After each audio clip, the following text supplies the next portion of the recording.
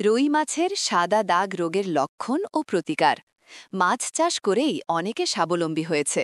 তবে মাছ চাষের ক্ষেত্রে মাছের বিভিন্ন অনেক রোগ দেখা দেয়। তার মধ্যে সাদা রোগ মাছের মারাত্মক ক্ষতি করে, আর এই রোগ রুই মাছ প্রজাতির মধ্যে বেশি দেখা দেয়।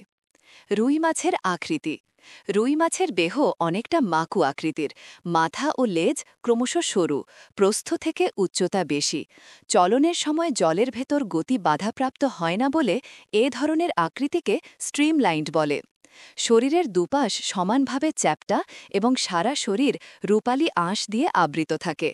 আঁশগুলো মসৃণ ও সারিবদ্ধভাবে সাজানো থাকে।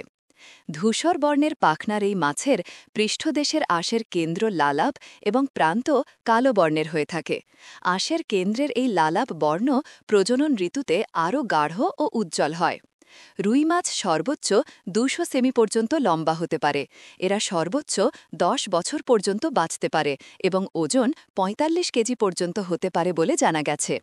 রোগের নাম সাদা দাগ রোগ। রোগের লক্ষণ: ১. মাছের পাখনা, কানকো ও দেহের ওপর সাদা দাগ দেখা দেয়। ২. মাছের ক্ষুধামন্দা এবং দেহের স্বাভাবিক পিচ্ছিলতা লোপ পেয়ে খসখসে হয়ে যায়। ৩. ইকথায়োপ্যাথেরিয়াস প্রজাতি এ রোগের কারণ। চিকিৎসা: ক. মাছের সংখ্যা কমিয়ে পানির প্রবাহ বৃদ্ধি করা।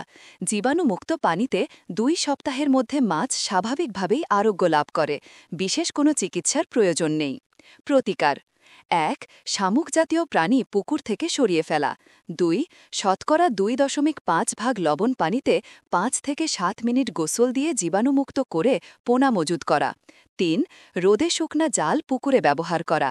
৪. স্বাভাবিক সংখ্যা বজায় রেখে অতিরিক্ত মাছ সরিয়ে নেয়া।